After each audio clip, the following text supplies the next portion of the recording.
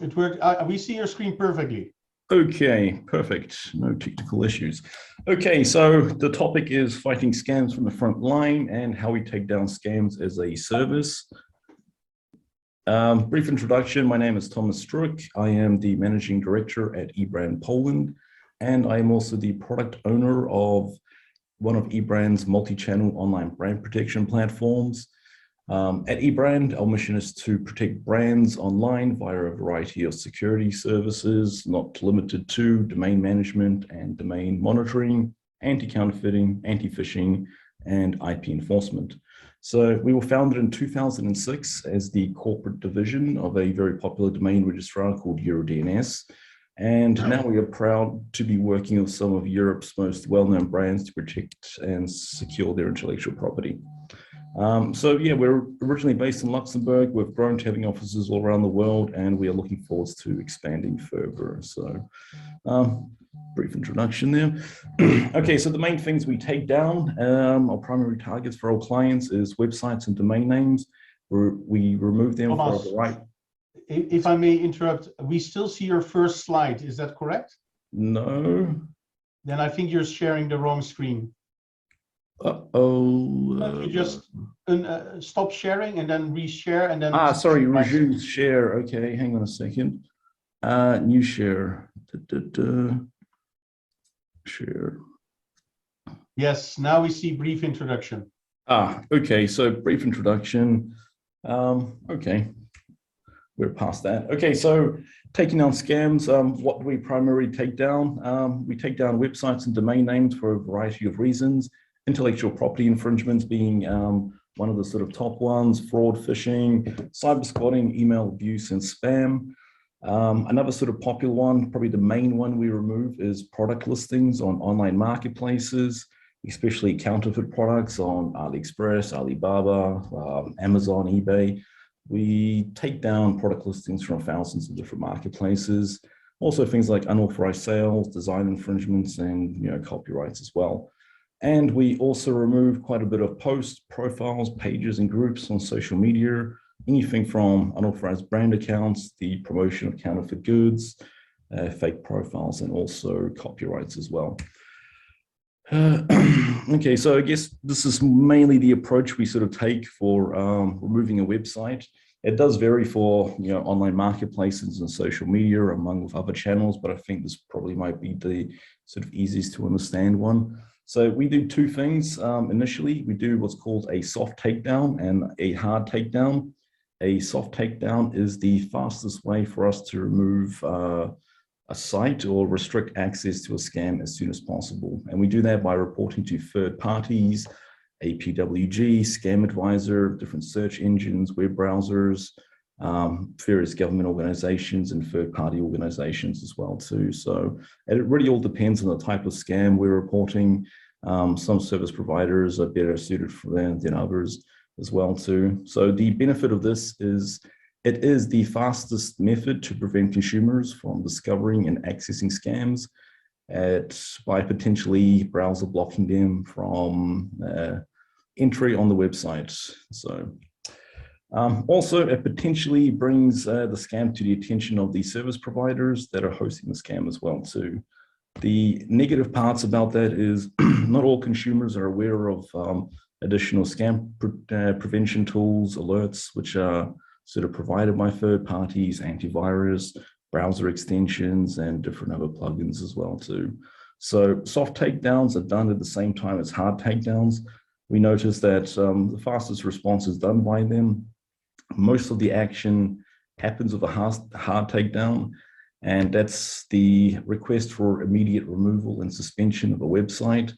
And to do that, we fire off a lot of cease and desist notices to domain registrars, registries, hosting companies, DNS providers, SSL providers, and email service providers. So the benefit of that is it's very fast, depending on our relationship with the provider or the reputation of the provider to act in a timely way. So we've got some really good providers we work with that know us very well, and they're very sort of helpful, and we also have quite a few that are not so helpful as well too. So, but nonetheless, we have a very high success rate with this. The sort of downside to a hard takedown is the response time varies.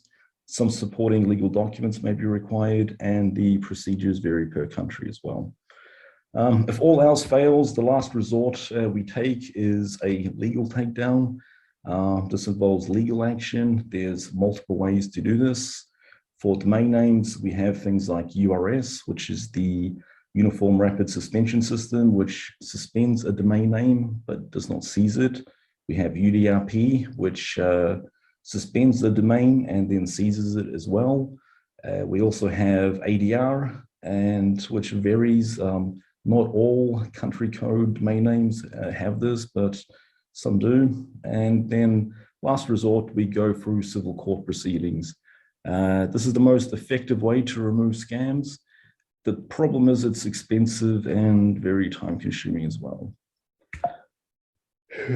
Okay, next. So how we can speed up removing scams is by detecting them early.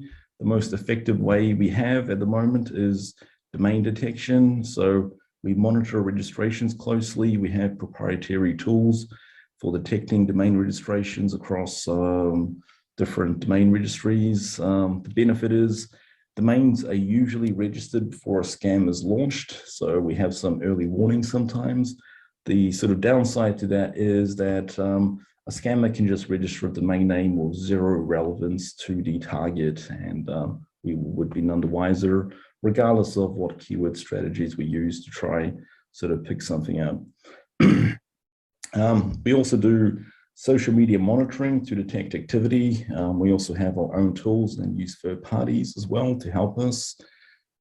Much like domain names, profiles that contain trademarked or copyright terms can be identified and monitored. The downside to that is we're unable to do 100% coverage of all profiles. A few years ago, Facebook, Instagram severely restricted access to the APIs and how much data they share after a bit of political scandals and whatnot. So it's very hard to sort of get data now from social media, but we have some creative technical workarounds which we manage to use quite effectively. The other option we do to discover content is we go through search engine indexes. And again, we use our proprietary and third-party tools to monitor new results in various public and private search engines. Thomas, my apologies. 2 more minutes. 2 more minutes. I've got 5 minutes on mine. Okay.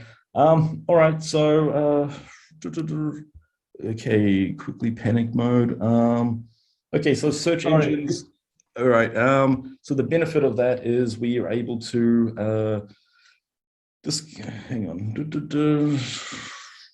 Okay, I'll just, search engines were able to discover content, honey trap emails. We can capture scam email addresses.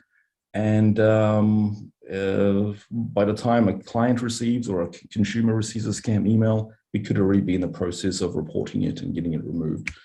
All right, so sadly, consumers almost always receive scams first.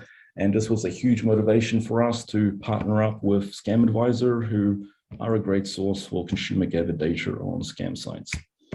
Okay, what else can we do to further speed up removal times? For brand owners, the #1 thing to do to ensure a faster removal is to ensure you have the appropriate IP rights, national and international trademarks, copyrights, and registered designs.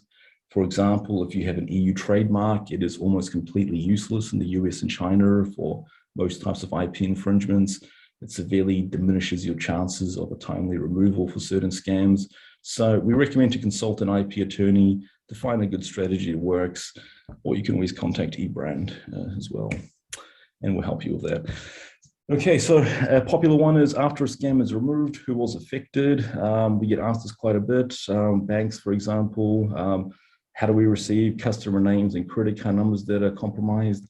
And data retrieval varies from significantly from the goodwill of different providers based on data protection laws in their country, plus their service agreements. I'm trying to speed up faster.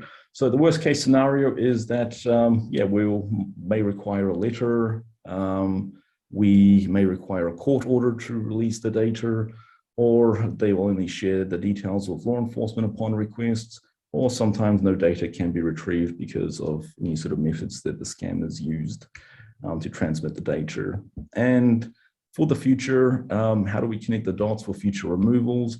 There is various online tools available that connects activity of scammers across various channels, which does shine light on repeat offenders and the resurgence of them. So we track things like activity of people on app stores, online marketplaces, websites, and web stores, and social media. And we're able to sort of determine if it's the same user based on the same address, based on the same phone number. So if he pops up again somewhere else, it aids to a faster removal.